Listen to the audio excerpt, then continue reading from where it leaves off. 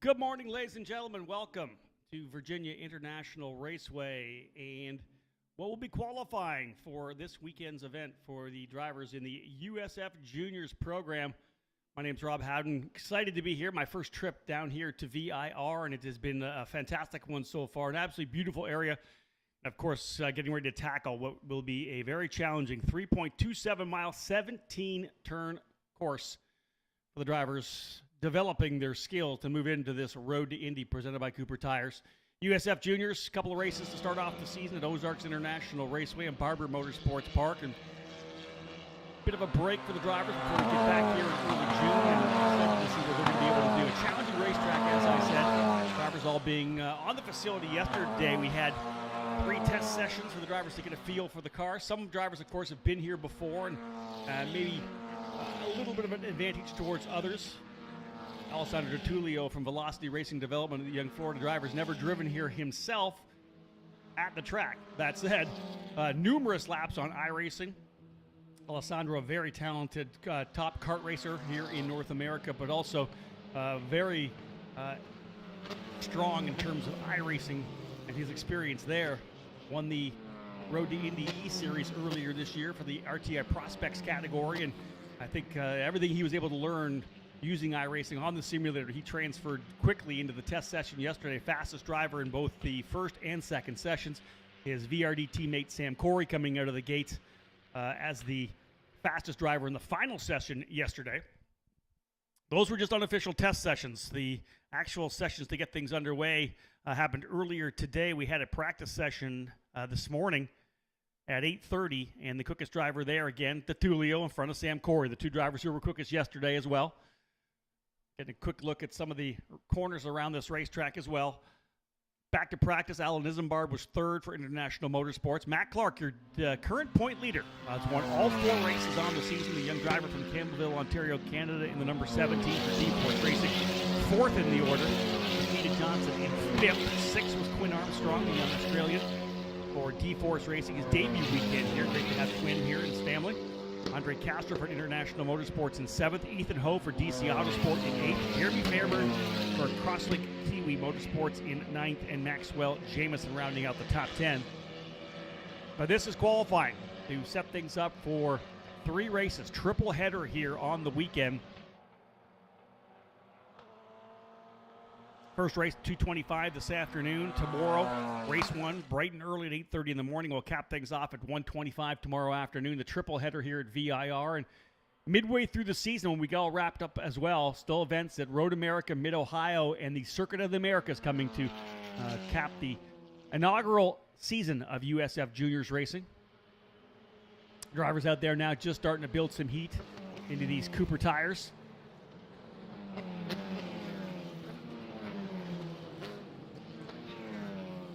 So again, if you're tuning in wherever it may be on the USF Juniors app, if you've downloaded that, if you haven't, you're probably tuning into the Road to Indy TV YouTube page. Make sure you download that USF Juniors app to be able to get all the live timing and coverage wherever you may be. Again, debut season for USF Juniors, the development program leading drivers into the Cooper Tires USF 2000 Championship, currently using the Ligier chassis. Next year, a brand new Tatis car, the JR23. We'll have the halo on the car, very similar to the USF 2000 car, the USF 22, essentially the same tub. Much of the same race car, detuned engine. Number of the parts downgraded a little bit to keep the speed and cost down. D-Force drivers heading up there right now.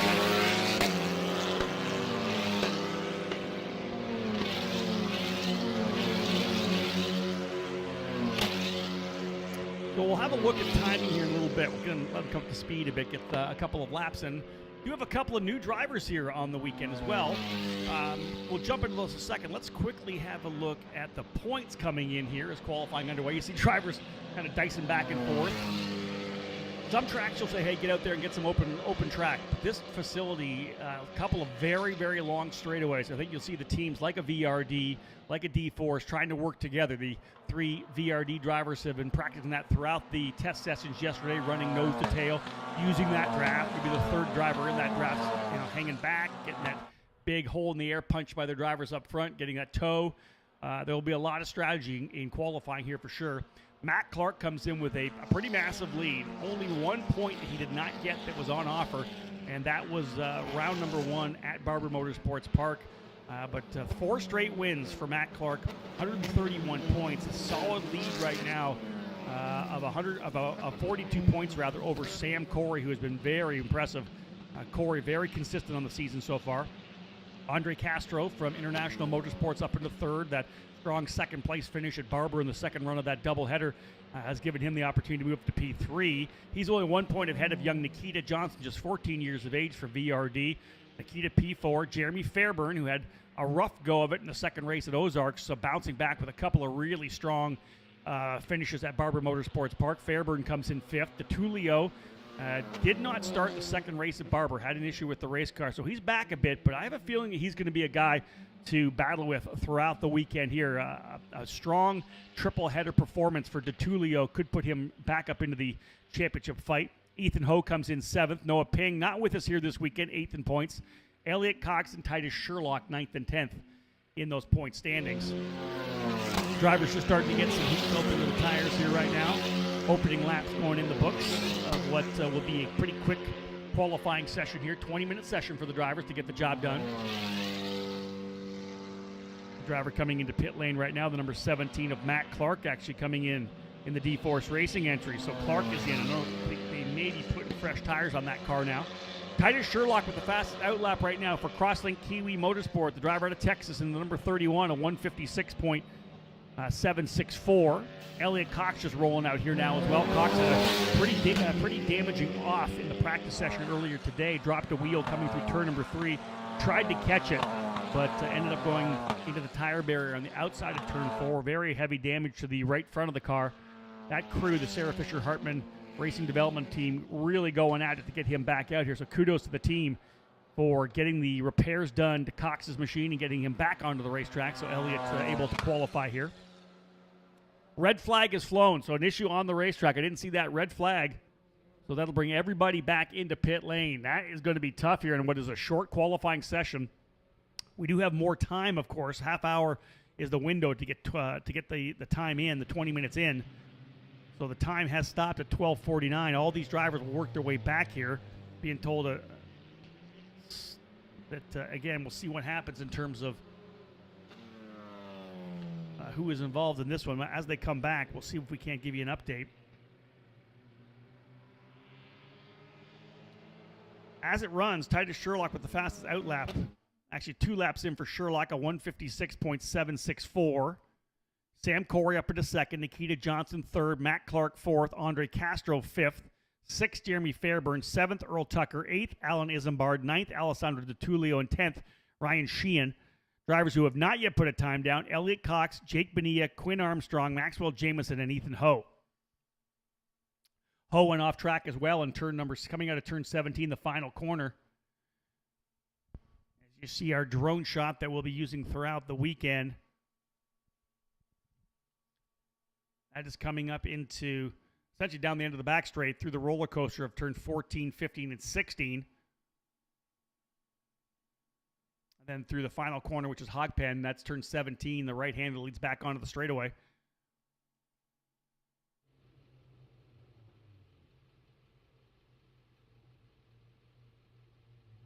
Drivers all bringing their cars back in here. There's the 18 of Maxwell Jamison coming in.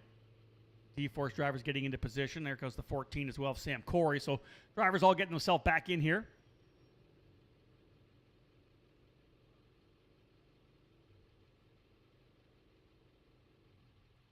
Said 12 minutes and 49 seconds still on the clock as we have gone red here. Not sure exactly which driver was involved in the incident. Haven't heard as of yet.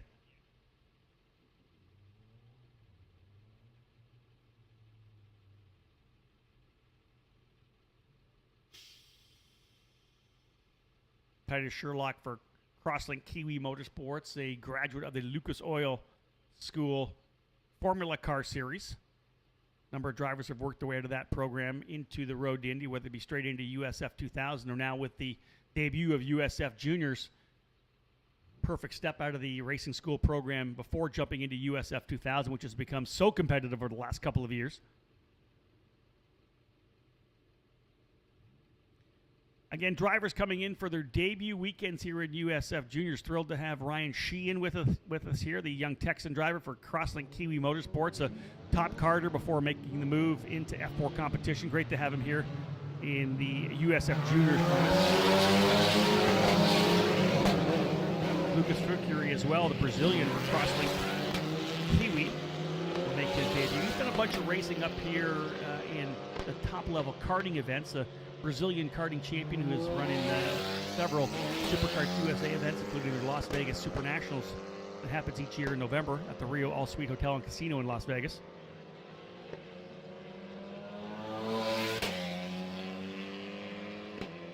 Another driver making his debut here this weekend in USF Juniors, Ethan Barker, SCCA T4 driver. Coming out of the Allison Legacy cars as well. It's an oval racing in those scale cars, the Allison Legacy machine. So good experience for Barker. And again, first time here at VIR. Had a really strong day yesterday. Did Ethan Barker. Started about 5.5 seconds off of the quick times. Was really lopping off about a second each session. Got down to 3.3 seconds back. And for a driver who does not have a lot of experience in this F4 car and not here at what is a very challenging VIR racetrack, I thought Ethan did an absolutely tremendous job in getting quicker and quicker each session. That's all you can ever ask for. You really, really performed yesterday. Again, going against guys with a ton of experience. You know, Nikita Johnson and Sam Corey. Matt Clark, of course, a ton of experience as well. Has done racing in this particular car. Did a bunch of F1600 racing north of the border up in Canada as well. Two-time Canadian F1600 champion. Matt Clark, current point leader for D-Force Racing.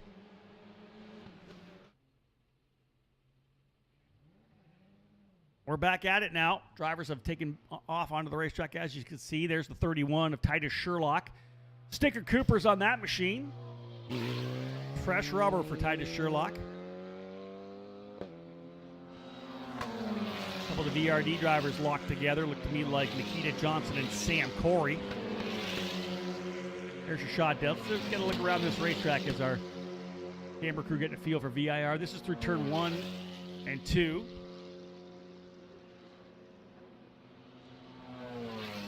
Through NASCAR bend turns 3. Let's see the 3-4 combination. This is 3 over to 4. A couple drivers had some trouble there. That's where Elliott Cox went off. You drop a wheel, you can see on the exit there because they go well on the outside of the rumble strips there.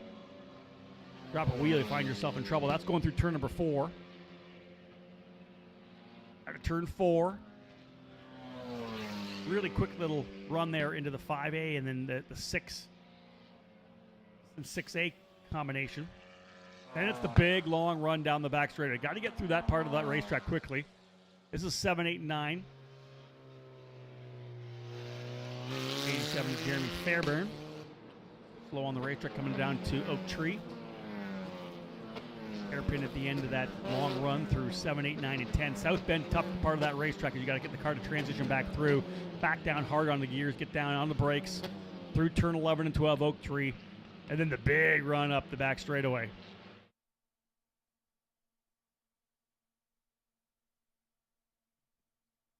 You'll see passing definitely going into 14. Good opportunities to come in here to get alongside a driver. Then, of course, just that little cut back. Then the roller coaster down 15, 16, 17. We'll pick them back up when they get on the straightaway.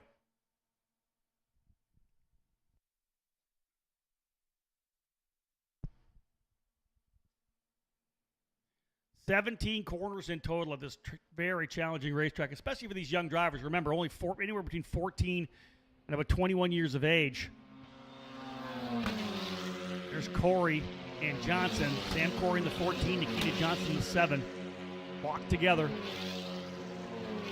And they'll go back and forth. I would expect coming down the back straightaway, they'll probably swap positions. One getting a chance to be up front, going back and forth. Good team play. I'm surprised Alessandro DeTullio not in there with them as well to make it all 3. DeTullio by himself on the racetrack. He's picked up somebody else to potentially draft with. Matt Clark's gone P1, though, this last time by a 156.121. Point leader, Matt Clark, to the top of the charts for D-Force Racing by 0.6 of a second. That's more of the gap that we saw DeTullio yesterday in the test sessions. He's been the fastest driver Sam Corey able to pip him at the end of our second or third test session. But that session, we had an incident late in that session that really cut the rest of the time out. There was still time for drivers to pick up some speed.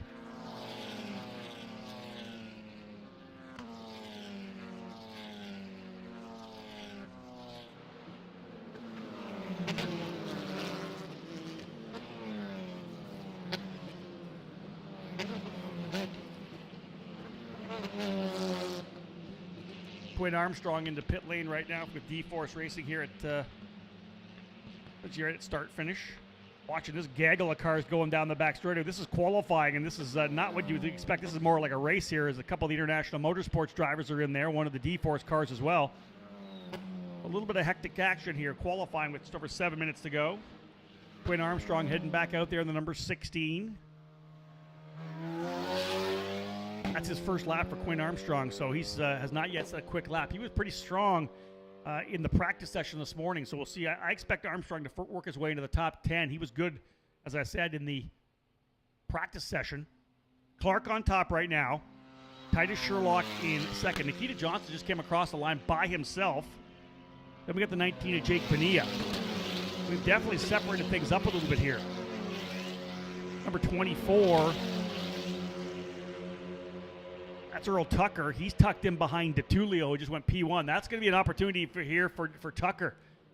I'm sure they're on the radio saying, that's DeTulio. That's the P1 guy in front of you. Stick with him. DeTulio just went to the top. 156.00H, the 10th quicker than Matt Clark. Oh, red flag again. Another red.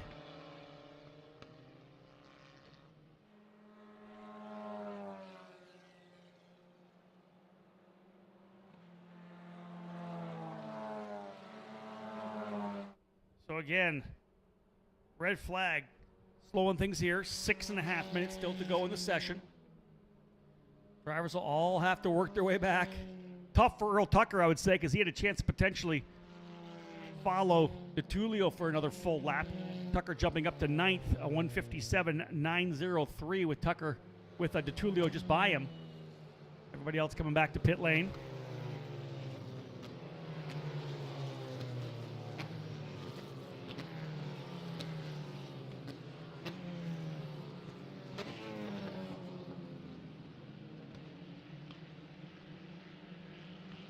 So Alessandro DeTulio, P1, 156.008. Matt Clark in second. Titus Sherlock in third still. Sherlock having some luck here now, showing good pace. 31, the Texan. Sam Corey in fourth spot. Nikita Johnson in fifth, being told a driver has gone off the racetrack coming out of the final corner here in turn number 17. Too far for me to pick up from the PA booth here, but again, a driver off. We saw that in the practice. Ethan Ho had some trouble coming through there, dropped the wheel, and the car immediately skated off onto the grass, and with the momentum ended up into the Armco barrier. Unsure which driver it is at this point here, but all the other cars will have to work their way around this 17-turn course. Get back to pit lanes. We are red. Safety crew's already on the scene. DeTulio, 156.008. Just over a 10th quicker than Matt Clark. Titus Sherlock in third. Sam Corey and Nikita Johnson, fourth and fifth. Andre DeCastro, sixth. Alan Isambard in seventh. Jeremy Fairburn, eighth. Earl Tucker, ninth. And Elliot Cox rounding out the top 10. I'll try to pick up some of the cars as they come in here. There's the 16 of Quinn Armstrong. Tough one for Quinn. He has not yet put a lap in. Nikita Johnson in the 7 rolling down here as well. There's the 19 of Bonilla. See the 31 of Sherlock, the 17 of Clark, the 18 of Maxwell. Both of the International Motorsports cars are in. The 66 in here as well. That's Ryan Sheehan.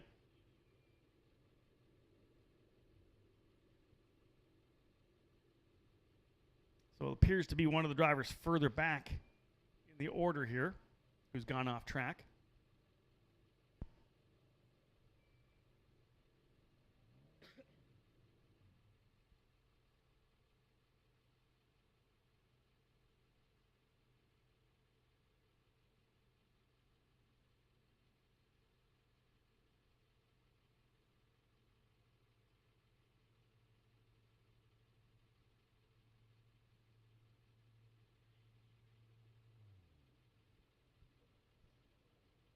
14 of Sam Corey rather coming in for Corey, missing the shock cover on that machine as well.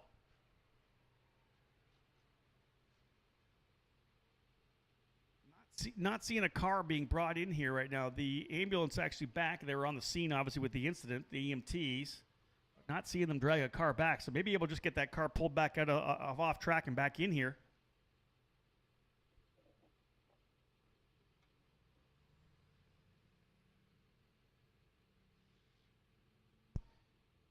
Again, unsure of which car was involved in the incident. Still having,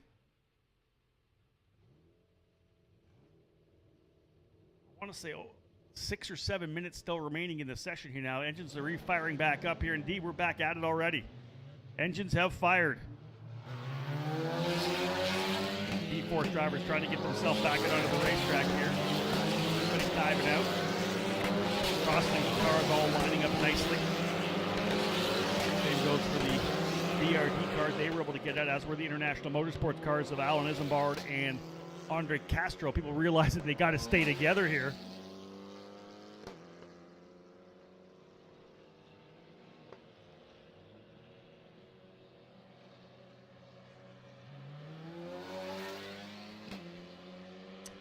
So get back at it.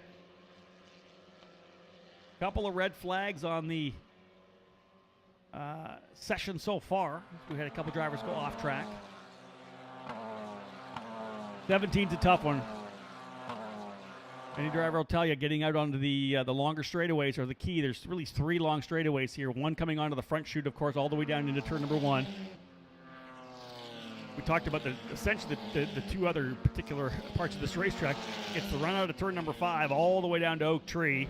Big long run, then of course out of Oak Tree all the way down to the roller coaster as well. So very elongated racetrack here. A lot of flow, but long straightaways really brings the draft into play, especially in our slower USF Juniors cars. Not a lot of horsepower, as we know. This is an early development level for drivers coming out of kart racing. Jumping into USF Juniors will prep them to make the move into USF 2000. It'll be even better next year when we have that new car, the Tatis JR23. Essentially very, very similar to the car that they would be running in USF 2000. The same chassis, same aerodynamics, detuned engine, different engine map, different dampers, different wheels. But a very similar race car, detuned to give them the speed they need, and of course the mapping to provide the performance that you want out of that race car. But it's going to be a fantastic way to develop kids coming up into USF 2000, that series that has become so competitive. It's not what it was back when Sage Karam and Zach Veach, Spencer Piggott, and the boys were running that back in 2010, 2011. It has become so uber competitive. And of course, attracting drivers from all over the world as well. Such an international field, whether it be New Zealand or coming over from Europe, South America, Mexico. We get the top drivers from all over the world coming into the program. So that was really kind of one of the impetus, the motivation to start USF Juniors was to provide an opportunity for young drivers to run within essentially the road to Indy culture. The expectations of respect and racecraft. And as I said, these may be cars you don't see on the road to Indy, but if you see behind the scenes, it is all of the road to Indy officials. Technical director Daryl Fox, of course, our race directors Johnny Unser and Joel Miller. Everybody involved in the tech area as well, led by Barry Isaac. It is the same guys and girls that would be involved in the road to Indy, USF 2000 Indy Pro, all the way through with even, our PR as well with Tammy Velkoski. It's exactly the same culture, the same crew, the same crack staff. The A-team that runs the road to Indy are those that are running this USF Juniors program. And it's all about training these kids to make sure that they're going to be able to excel and find success when they move their way into USF 2000.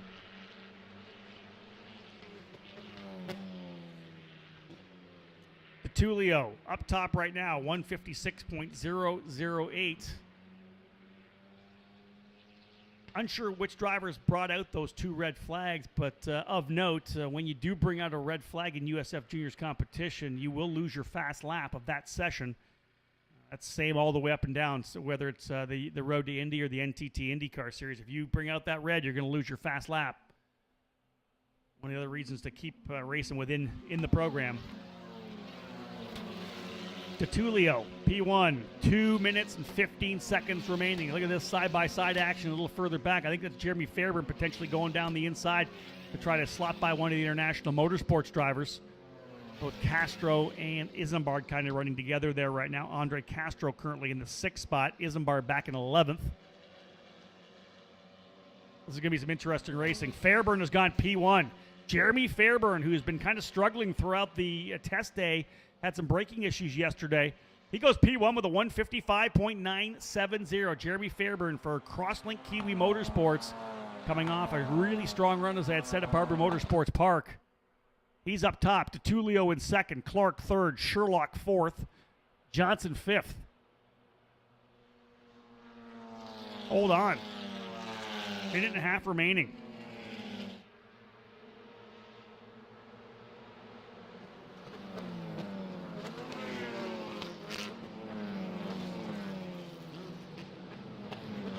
Session almost over for qualifying. And 3 races on the weekend here. 2:25 scheduled start time for race number 1. We'll have 2 races tomorrow as well. One bright and early at 8:30 in the morning, one at 1:05, I believe. Make sure to follow USF Juniors on Facebook, Twitter, and Instagram. Again, if you haven't downloaded the USF Juniors app for your mobile device, get that done as well. I got to think we're going to get a couple of laps left. One of the things they don't have here at VIR that we have at some of the other tracks is an alternate timeline before coming into pit lane. We will use the start-finish line. So as the laps wind down, in fact, I think we're going to see checker this time by. Indeed, we will. Checker flag flying, so we're not going to get another lap. This will be it. The run down to the line. Does Jeremy Fairburn hold on? 155.970. Fairburn with a big run on the front straightaway. Does anybody have it in to pip him? We'll see how it goes here on live timing, as the checker flag indeed has flown. I won't jump the gun. Normally when you do is right when qualified kind of updates. Looking pretty good so far for Jeremy Fairburn in the Crosslink Kiwi Motorsport number 87, the Florida driver, first career. USF Juniors pole position, 38 thousandths of a second quicker than Alessandro DeTulio. Jeremy Fairburn, P1. Alessandro DeTulio in 2nd. Matt Clark in 3rd. Titus Sherlock in 4th. Top qualifying of the season for Titus Sherlock as well. Nikita Johnson ends up in 5th. Andre Castro in 6th spot. Sam Corey in 7th. Ethan Ho after the off in practice. Great bounce back for Ethan, 8th. Earl Tucker in 9th. And Alan Isambard rounding out the top 10. 11th, Elliot Cox. 12th, Jake Bonilla. 13th, Max Jameson. 14th, getting just 4 laps in, was Quinn Armstrong. Ryan Sheehan in 15th. Ethan Barker in 16th. And Lucas Furcuri, the Brazilian, rounding out the 17 drivers in the field. And again, a couple of red flags. Not exactly sure who brought those red flags out. That, of course, could change the results here a bit if a driver is going to lose a fast lap. But nonetheless, our first official time session here for qualifying done and in the books. We've got the grid set for race number 1. Not so much for race 2 or 3 yet. I believe you can use your second, so the second fastest lap of this session. You need 2 laps. Fastest lap for race 1, second fastest lap for race 2 and race 3. Although, if you go faster in the race, you can use that lap as opposed to the lap that you laid down here in qualifying. So we can't really say we're locked in for race 2 or 3 yet. But for race number 1, Jeremy Fairburn will lead him down for the green flag for the first time in his USF Juniors career. The Crosslink Kiwi driver, a 155.970. Definitely turning the tides after some issues yesterday.